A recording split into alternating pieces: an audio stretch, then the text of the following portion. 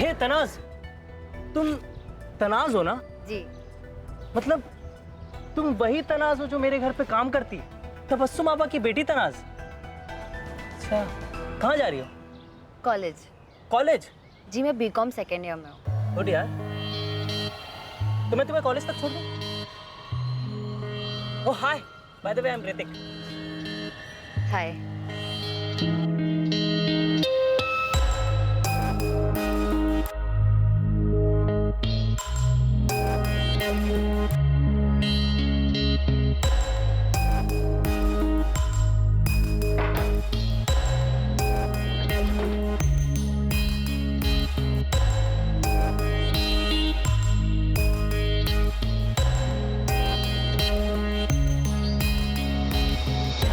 Love story और affair जो भी था वो दोनों तरफा था। मैंने नहीं, उसने सामने से अपना हाथ बढ़ाया था, मैंने हाथ पकड़ लिया। ये तेरे दोनों रूप, धूप छांव, ये क्या है? ये स्टेटस मेंटेन कैसे करती हो? चोरी डकैती नहीं करती हूँ। मुझे पता है मैं खूबसूरत हूँ। मेरे कॉलेज में काफ़ी लड़के मुझे पसंद करते हैं, उनमें से कई पैसे वाले भी हैं। वही सारी चीज़ें मुझे गिफ्ट करते हैं और मुझे ऐसे ही रहना पसंद है। तो ये ऋतिक भी तेरे लिए गिफ्ट देने वाला बकरा रहा होगा, है ना? देखिए आप प्लीज़ समीर से बात कीजिए। ऋतिक मुझसे प्यार करता था, मैंने ऋतिक को कभी बकरा नहीं माना था। हम एक रिलेशनशिप में थे, काफ़ी बार फिजिकल भी हुए, बहुत अच्छा टाइम स्पेंड किया हमने साथ में, लेकिन मैंने अपना रोना उसके सामने कभी नहीं रोया। 6 महीने पहले हमें ये समझ आ गया कि हमारे रिलेशनशिप का कोई फ्यूचर नहीं है। वो एक अमीर घर का लड़का और मैं एक गरीब घर की लड़की। इसकी अपनी खुद की जिम्मेदारियाँ है, अम्मी अब्बू का सहारा बना, उनकी ज़िंदगी बनानी है। और मेरा ऋतिक के गायब होने से कोई वास्ता नहीं है। 6 महीने पहले हम अलग हो चुके, कोई कॉन्टैक्ट नहीं। क्या मैं जा सकती हूँ? हाँ जा सकती हो, लेकिन सिर्फ यहाँ से, शहर छोड़कर नहीं। ऐसा तो मेरा खुद का कोई इरादा नहीं है, पर मैं दुआ करूंगी कि ऋतिक आप लोगों को जल्दी मिल जाए। लड़की बहुत तेज है, काफी स्मार्ट है सर, बहुत पहुंची हुई चीज लगती है। लेकिन इसने कुछ छुपाया नहीं, एक बार भी नहीं कहा कि ऐसा कुछ नहीं था, लव अफेयर या जो भी कुछ था साफ साफ बता दिया सब कुछ। छुपाने का कोई फायदा नहीं था ना सर, उसे पता चल चुका था कि अजय और धीरज हमें सब कुछ बता चुके हैं। क्या लगता है तुम ये ऋतिक को गायब कर सकती है?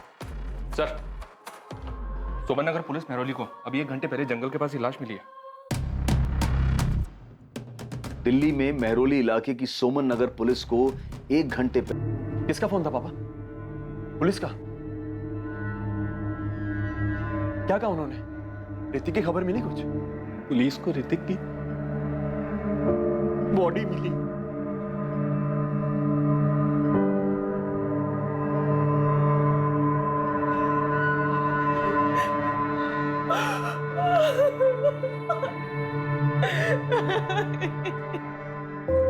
जैसे प्लान हुआ था सब वैसे ही हुआ है।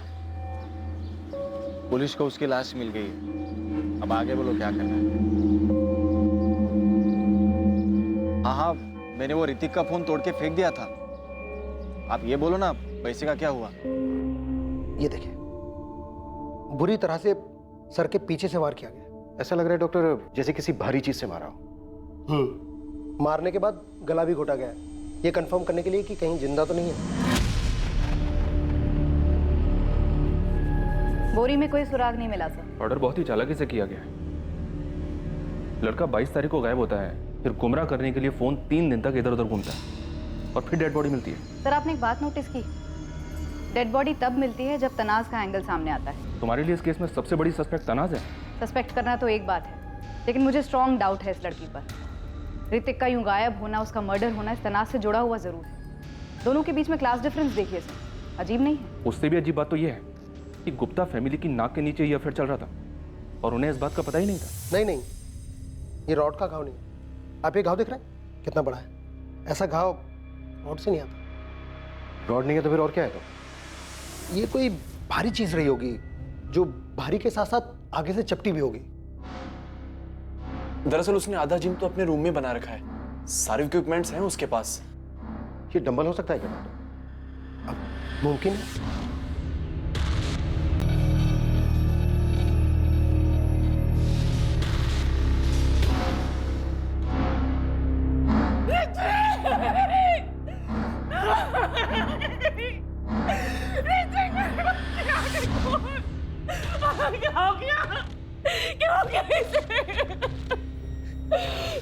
हमें जहां तलाश करना चाहिए था वहां हमने ढूंढा ही नहीं। ये सब कुछ डॉक्टर गुप्ता के घर में ही हुआ। तुम सही कहनी थी ने, ऋतिक का गायब होना, उसके बाद उसका मर्डर, ये सब ऋतिक और तनाज के रिश्ते से ही जुड़ा है।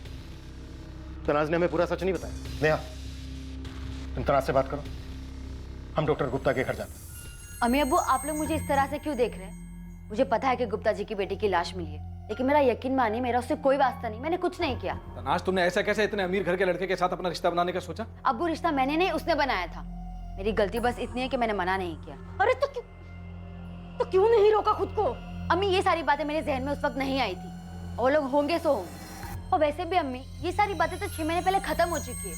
अब उसके गायब होने से, मर्डर से मेरा कोई वास्ता नहीं है। खुदा के लिए आप लोग मुझ पर शक करना बंद कीजिए कि अपनी जिंदगी जी रही हूँ, अपना काम कर रही हूँ।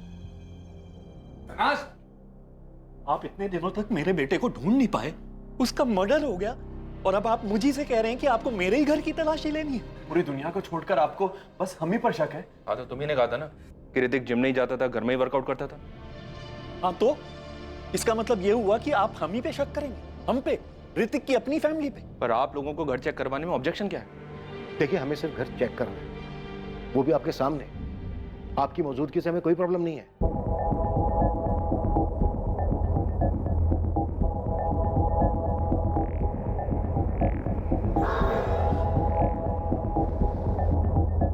ऋतिक के सिर के पीछे जो घाव मिला है पोस्टमार्टम रिपोर्ट में, पुलिस का मानना है कि वो डंबल से मारा गया।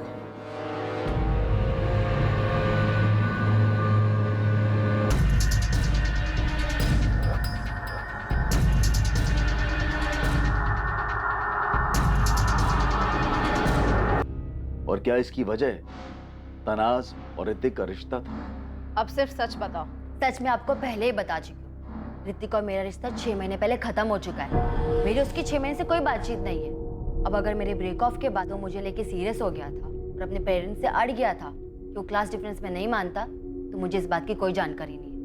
लेकिन मुझे ये बात समझ में ही नहीं आ रही कि जब उसके और मेरे बीच सब खत्म हो चुका था, तो अपने पेरेंट्स को क्यों बताएगा, और उसके पेरेंट्स गुस्से में ऐसा कोई कदम क्यों उठाएंगे? तो तुम्हारा कहना है उसकी फैमिली ने उसे नहीं मारा? मैं बस ये कहना चाहती हूँ, मुझे नहीं पता उसे किसने मारा और क्यों मारा। मेरा उसका एक रिश्ता था, जिस रिश्ते की आप पूरी तरीके से बैंड बजा चुके हो। मुझे समझ नहीं आता, कभी कभी लगता है कि मैं खुद एक्सेप्ट कर लूं कि हाँ, मैंने उसे मारा था। परेशान कर दिया आप लोग ने मुझे। एक लड़के का मर्डर हुआ है, यहाँ कोई मजाक नहीं चल रहा है। मजाक ना आप लोग कर रहे हैं।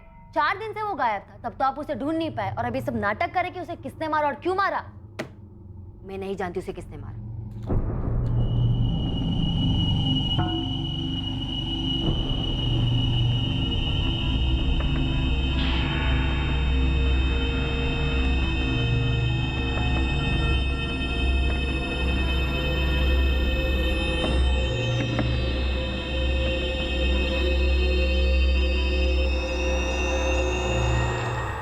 कुछ मिला? कैसे मिलता? सब कुछ आप लोगों ने साफ जो कर दिया। मेरे भाई का मर्डर हुआ है। मर्डर करने वालों को पकड़ने की बजाय आप लोग हम ही पर इल्जाम लगा रहे हैं। डॉक्टर गुप्ता, तनाज और ऋतिक के अफेयर के बारे में आपको कब पता चला? अभी जब धीरज और अजय ने हमें बताया। लेकिन आप लोग जो ये कहानी बना रहे हो ना कि हमें उनके अफेयर के बारे में पहले से पता था और नाराज होकर हमने उसे मार दिया, ये एकदम बकवास है, क्योंकि ऐसा कुछ भी नहीं हुआ। आप लोग प्लीज शांति से हमें हमारे बेटे का शोक मनाने दीजिए। हम लोग पहले ही बहुत दुखी हैं, जो आपको दिखाई नहीं दे रहा, क्योंकि आप लोग कुछ कर नहीं पाए और अब ये उल्टी सीधी कहानियां बना रहे। अरे हम तो पहले ही शौक में आ गए थे ये जान के कि हमारे बेटे का हमारी काम वाली की बेटी के साथ अफेयर था, जो हमें पता तक नहीं लगा। आप जल्दी से जल्दी बस हमारे बेटे की बॉडी हमें दे दीजिए। इसके अलावा ऋतिक के मर्डर का और क्या कारण हो सकता है? सर, अगर कोई कारण है भी तो क्या और किसके पास? अगर किडनैपिंग के एंगल का सोचें तो 4 दिन तक फिरौती के लिए एक भी कॉल नहीं आया। ये ऋतिक के दोस्त धीरज और अजय, इनका पूरा कच्चा चिट्ठा निकलवाया सर, पर कुछ नहीं मिला। दरअसल ये तीनों स्कूल से ही साथ में हैं, तभी से दोस्त हैं। ऋतिक के कॉल रिकॉर्ड से हमें सिर्फ ये फर्जी नाम और एड्रेस वाला नंबर मिला है 4449203321। इसके अलावा कुछ नहीं मिला। सिम कार्ड डीलर को बहुत तोड़ा सर, लेकिन राजू वर्मा के नाम के फर्जी पैन कार्ड के अलावा और कुछ नहीं मिला। उसे याद ही नहीं है कि उसने सिम कार्ड किसको बेचा था। और एक बात सर, नेहा ने तनाज से पूछताछ की और उसे तनाज के ऊपर काफी गहरा शक है। हो सकता है तनाज ने अभी तक हमें सही कहानी ना बताई। तनाज अपने काम में बहुत अच्छी और मेहनती है, पर मैडम ये सब सवाल आप पूछ क्यों रही हैं? और आप लोग बार बार तनाज को पुलिस स्टेशन क्यों बुलाती हैं? ऋतिक गुप्ता मर्डर केस के बारे में पढ़ा होगा आपने। उसी मर्डर केस के सिलसिले में उसे पूछताछ के लिए बुलाते हैं। लेकिन जब मैंने उससे पूछा तो उसने मुझे ऐसा तो कुछ बताया ही नहीं। तो मिस्टर ऋषिकांत, अब भी आपका यही कहना है कि तनाज एक बहुत अच्छी लड़की है और हमें उस पर शक नहीं करना चाहिए? मैडम, अब तो आप उल्टा मुझे ही डरा रही हैं। पर जब मैंने उसका बायोडाटा देखा था तो उसमें मुझे ऐसा कुछ भी नहीं लगा। और उसे यहाँ पर 15 दिन हो गए ज्वाइन किए हुए। वो अपना काम बहुत अच्छे से कर रही है। उसे आपके यहाँ काम करते हुए सिर्फ 15 दिन हुए? जी मैडम। 31 जुलाई को उसने अपनी पहली नौकरी छोड़ी थी। फिर 7 अगस्त को उसने यहाँ पर हमारे ऑफिस में इंटरव्यू दिया और 12 को ज्वाइन कर ली। इससे पहले वो कहाँ काम करती थी? कोई जिम था। जिम? हाँ, AM जिम्नेजियम नाम का कोई जिम था। आप तनाज का बायोडाटा भिजवा सकते हैं? तनाज को बिना बताए। जी हाँ, भेज देता हूँ।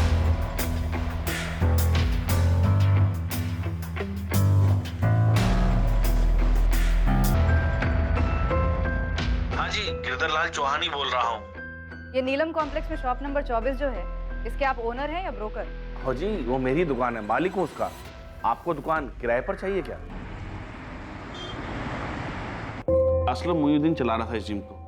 वही घर आकर चाबी दे गया और कह रहा था कि रेंट बहुत भारी पड़ रहा है, अब और नुकसान नहीं झेल पाएगा। हमें असलम मोइनुद्दीन का नंबर दो और हाँ, जिम की चाबी भी। हमें जिम चेक करना है। सर, नंबर तो मैं आपको दे दूंगा, लेकिन जिम तो खाली पड़ा है। आप वहाँ क्या देखेंगे? ये ऋतिक गुप्ता है, उस जिम में आता था। ये तो वही लड़का है जिसकी कल अखबार में फोटो छपी थी। और ये इस लड़की से मिलने आता था जिम में। ये तो जिम की रिसेप्शनिस्ट है सर, मगर मैं इस लड़के को नहीं जानता। सर, मैं तो वहाँ सिर्फ किराया लेने जाता था। बाकी ये लड़का अगर जिम में आता भी है तो मुझे इसके बारे में कोई जानकारी नहीं है। जी, मैं असलम ही बोल रहा हूँ। AM जिम मेरा ही था, मैं ही चलाता था। असलम, RK नगर पुलिस स्टेशन आ जाओ, कुछ बात करनी है। जी, जान सकता हूँ किस सिलसिले में? अरे घबराओ मत, आ जाओ, बात करनी है। ओके?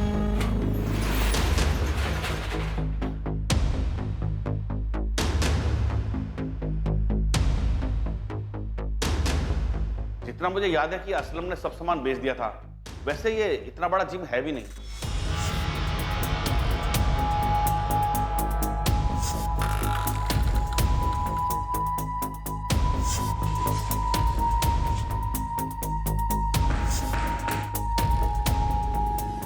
सर, मैडम, आप ये तो बताओ कि आप ढूंढ क्या रहे हो? जिम की रिसेप्शनिस्ट तनाज कुरैशी का अफेयर था ऋतिक गुप्ता के साथ। ऋतिक गुप्ता वो लड़का जिसका मर्डर हुआ। आपको क्या लग रहा है, इस शॉप में कुछ हुआ है? जी हाँ, ऋतिक का मर्डर डंबल से किया गया। डंबल, वो वेट जिससे लड़के जिम में कसरत करते हैं। सर, मैं तो आज भी अपना जिम शुरू करना चाहता हूँ, इसलिए कोई सस्ती जगह देख रहा हूँ। पर सस्ती जगह की प्रॉब्लम ये है सर कि वहाँ कोई बड़े क्लाइंट नहीं आते। शॉप का किराया निकालना मुश्किल हो रहा था सर। अब हालत ये है कि सोच रहा हूँ कुछ दिन वापस से ट्रेनर की जॉब कर लूँ। तनाज कुरैशी को जानते हो? जी हाँ सर। क्या हुआ उसे? उसे कुछ नहीं हुआ, बल्कि उसने 22 अगस्त को ऋतिक गुप्ता का मर्डर किया है तुम्हारे जिम में। क्या बात कर रहे हैं सर? ऐसे कैसे हो सकता है? वो तो मेरे यहाँ से 31 जुलाई को नौकरी छोड़ के चली गई थी। उस मंथ की सैलरी भी नहीं दे पाया था मैं उसे। आजकल शायद किसी ट्रैवल एजेंसी में जॉब कर रही है। उसके बाद वो कभी वापस जिम में आई ही नहीं।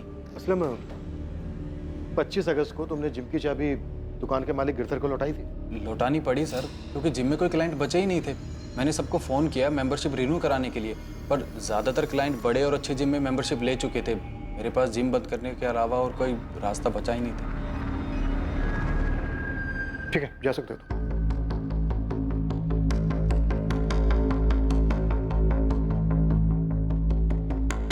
सर, जिम पूरा खाली कर दिया और यहाँ ऐसा कुछ मिला भी नहीं जिससे अंदेशा हो कि यहाँ कोई मर्डर हुआ है। पर डेफिनेटली यहाँ कुछ हुआ है। सही कह रहे हो तुम, कुछ तो जरूर हुआ है वहां पर। ये तनाज अब भी सच नहीं बोल रही है। तनाज और ऋतिक का ब्रेकअप दोनों की मर्जी से नहीं हुआ और आई एम श्योर ये जिम वाला असलम भी कुछ छुपा रहा है। पुलिस असलम पर भी नजर रखे हुए थी ताकि उसके और तनाज के बीच कोई कड़ी मिल सके जिसकी वजह से वो ऋतिक की हत्या करने में शामिल था। पुलिस का मानना था कि ऋतिक की हत्या की वजह तनाज कुरैशी ही थी, लेकिन इस बात को साबित करने के लिए उनके पास कोई ठोस सबूत या संदिग्ध नहीं थे। क्या सच में ऋतिक की मौत के पीछे तनाज का ही हाथ था, या फिर इस सब का जिम्मेदार उसका अपना परिवार था?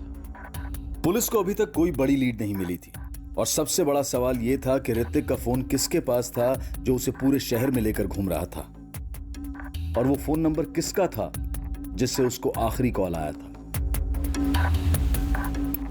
आखिर पुलिस को वो ब्रेक मिल ही गया।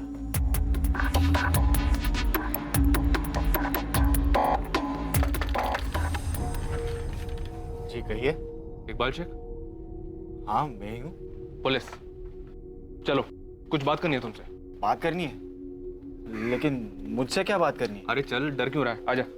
अरे आप हो कौन और मुझे मुझे कहाँ ले जा रहे हो? अभी बताया ना, पुलिस। हाँ पर आपको मुझसे क्या बात करनी है? तू डर क्यों रहा है? कोई मर्डर किया तूने? चल डर मत, थाने चल के बात करते हैं। साहब, क्या बात करनी थी? कुछ खास नहीं रहे, बस तेरे से जानना था कि तू असलम मोइनुद्दीन को जानता है क्या? कि अपना नीलम कॉम्प्लेक्स में एएम जिम्नेजियम नाम का जो जिम चलाता था। पूरी कुंडली बनाई है हमने तेरी। ये देख, 22 अगस्त को दिल्ली में तू कहां कहां गया, क्या क्या देखा, कौन सा पब्लिक टॉयलेट इस्तेमाल किया, सब कुछ। जैसे प्लान हुआ था सब वैसे ही हुआ है। पुलिस को उसकी लाश मिल गई है, अब आगे बोलो क्या करना है। इकबाल पहले ये बता, तूने ऋतिक का फोन तोड़ के फेंका कि नहीं? मैंने वो ऋतिक का फोन तोड़ के फेंक दिया था। आप ये बोलो ना, पैसे का क्या हुआ? इकबाल थोड़ी प्रॉब्लम हो गई, 2-4 दिन आराम से बैठ, मिल जाएंगे तुझे तेरे पैसे। यार असलम तो बोला था काम होते ही 50,000 मिलेंगे करके। साहब मैंने मर्डर नहीं किया है साहब, मैं बस 24 की रात को वहां टेम्पो लेके गया था बॉडी को ठिकाने लगाने के लिए, और 22 अगस्त से उस ऋतिक का फोन लेके मैं दिल्ली में घुमाया। फरीदाबाद से एक राजू वर्मा के नाम पे फर्जी सिम कार्ड लेके मैंने असलम को दे दिया था साहब। और किसके कहने पे तूने ये सब किया?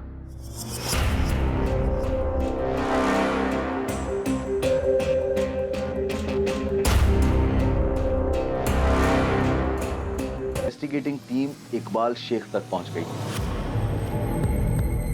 असलम के कॉल रिकॉर्ड से उन्हें इकबाल का नंबर मिला था जब इकबाल ने 25 अगस्त को असलम को उसके मोबाइल पर फोन किया था। सिर्फ 25 अगस्त ही नहीं, उसके बाद भी इकबाल और असलम में पैसों को लेकर बात होती रही थी।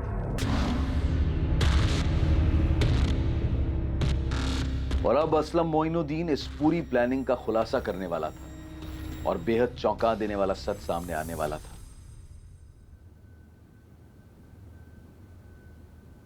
देख, इसने तो सब कुछ प्यार से बता दिया है, अब तू सोच ले, मार खाने के बाद बताना है तुझे या फिर ऐसे ही बताएगा? सब गलती हो गई। गलती नहीं, मर्डर हुआ है। चल बोल। सब प्लान मेरा नहीं, तनाज का था।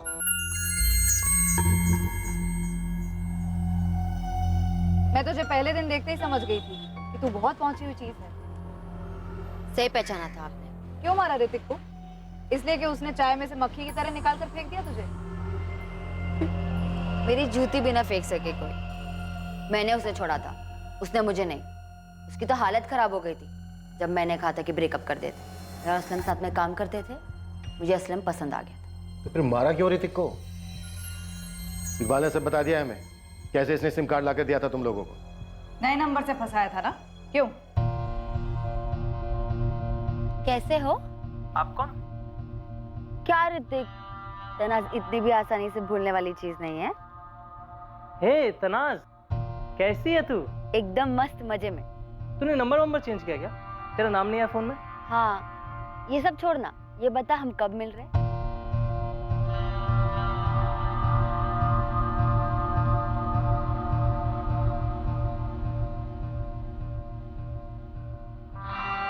क्या यार तनाज, कहीं चलते हैं ना? कब तक ये रोज रोज वॉक पे जाते रहेंगे? हाँ यार, मैं भी यही सोच रही थी। तो फिर कल चले? तू कल मॉर्निंग वॉक पे आ, फिर मिलते हैं। वहीं से जिम चले जाएंगे, मेरे काम का लास्ट दिन है। और वैसे भी जिम भी खाली होगा, कोई नहीं होगा वहाँ, तो इसी बहाने हमारे भी काम में आ जाएगा। पक्का ना? पक्का। काम हो गया, कल आ रहा है। अरे खाओ तुम, मैं पहुंच गया। क्या बात है, इतनी बेचैनी?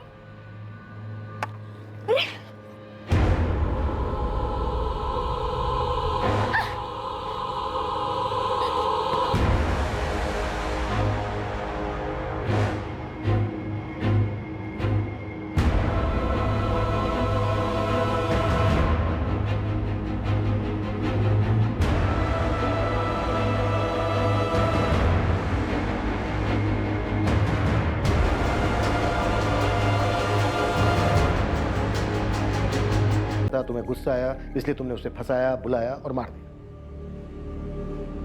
बोलना, मुझसे पूछ रहे हैं, बोल।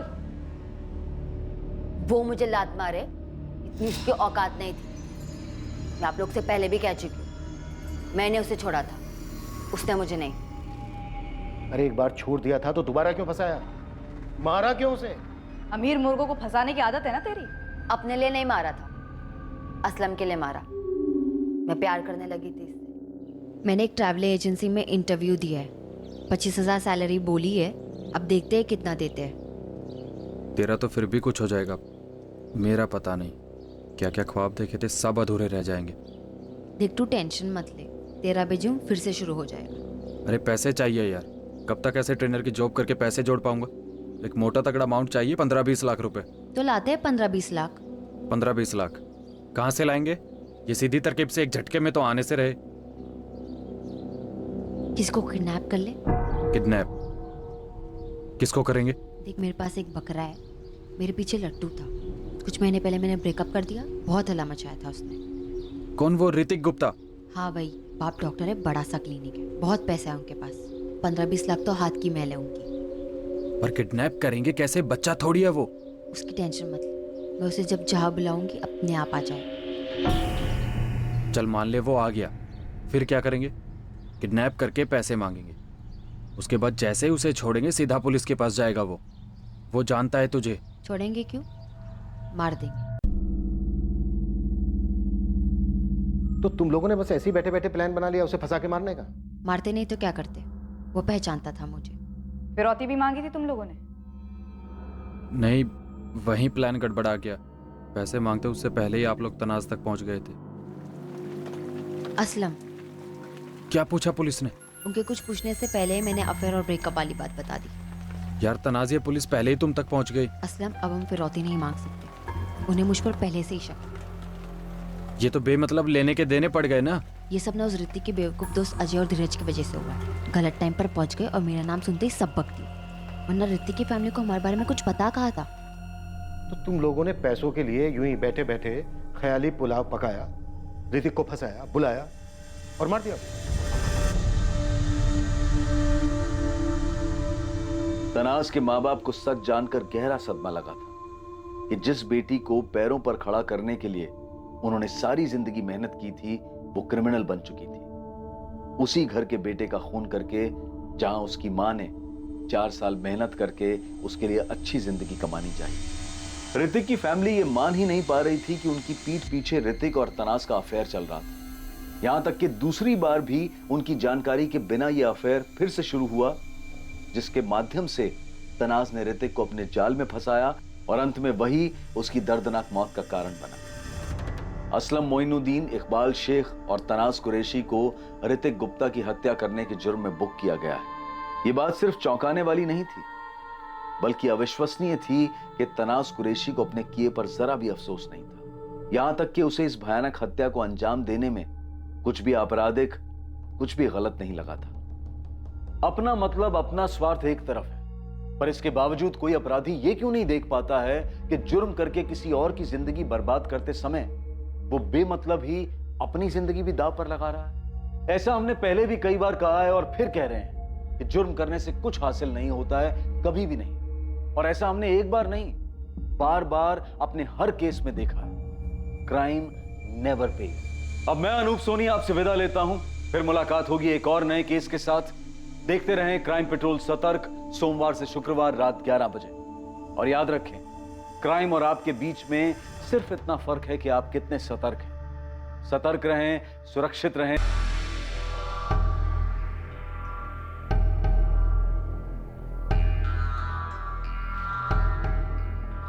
बाय मम्मी, बाय पापा। बाय बेटा। अरे तू ब्रेकफास्ट में क्या खाएगा ये तो बताता जा। हाँ, 3 बॉइल्ड एग्स और 2 टोस्ट। Bye mummy.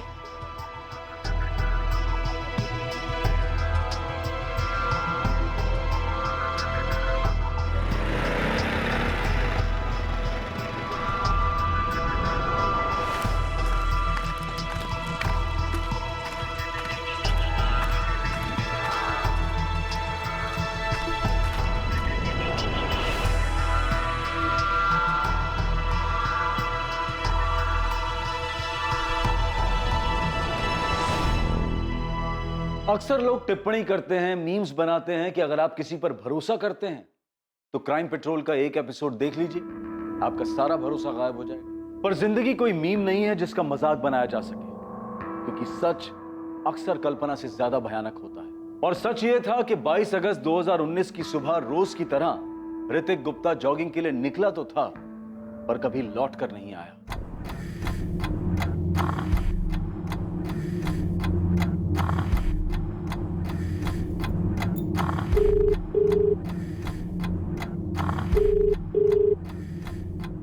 मम्मी, हो सकता है वो रनिंग करते करते दूर चला गया हो, आ जाएगा वापस। सुनील 9:30 बज रहे हैं, 10 बजे उसे कॉलेज भी जाना रहता है। अरे तो हो सकता है आज वो कॉलेज बंक करने की सोच रहा हो। अरे मुझे देर हो रही है, मैं निकलता हूँ मम्मा। अच्छा सुनील, तुम वो विमला देवी पार्क के सामने से ही गुजरोगे ना, एक बार जरा अंदर झांक के देख लेना, ऋतिक अगर दिख जाए तो उसे घर भेज देना। अरे मम्मी, मुझे बहुत सारे काम है आज, वो आ जाएगा जब आना होगा। बाय।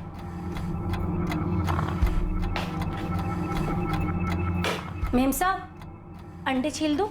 नहीं, अभी नहीं रंजना, ऋतिक को आ जाने दो, उसके बाद।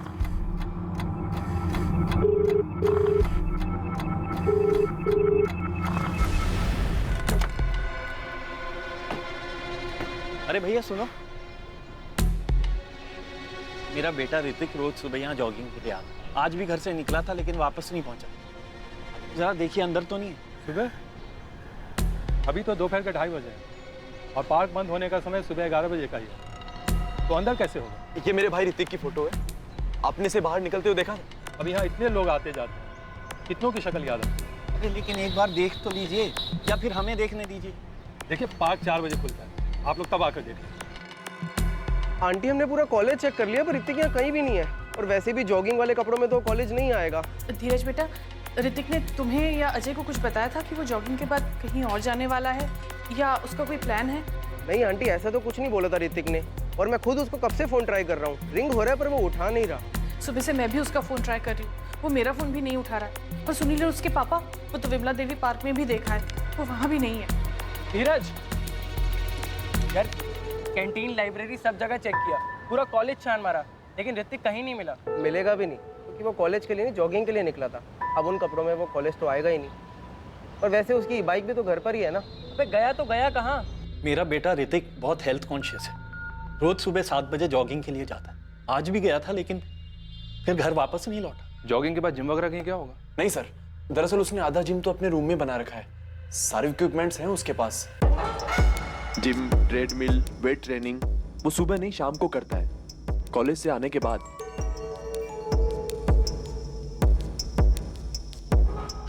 आप लोग हमें ऋतिक गुप्ता की फोटो दे दीजिए, और जैसा कि आपने कहा कि ऋतिक बालिग है, 22 साल का है, तो तहकीकात 24 घंटे के बाद ही शुरू हो सकती है। हाँ वो बालिग है मिस्टर चौधरी, लेकिन वो सुबह से घर वापस नहीं आया। और सर इससे पहले ऐसा कभी नहीं हुआ।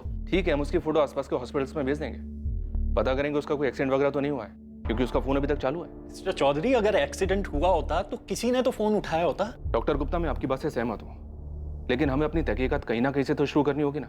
देखिए, ऋतिक का फोन ऑन है, इसलिए हम इस केस को डायरेक्टली मिसिंग केस के साथ नहीं जोड़ सकते। फिरौती का कोई कॉल वगैरह? नहीं, अभी तक तो नहीं।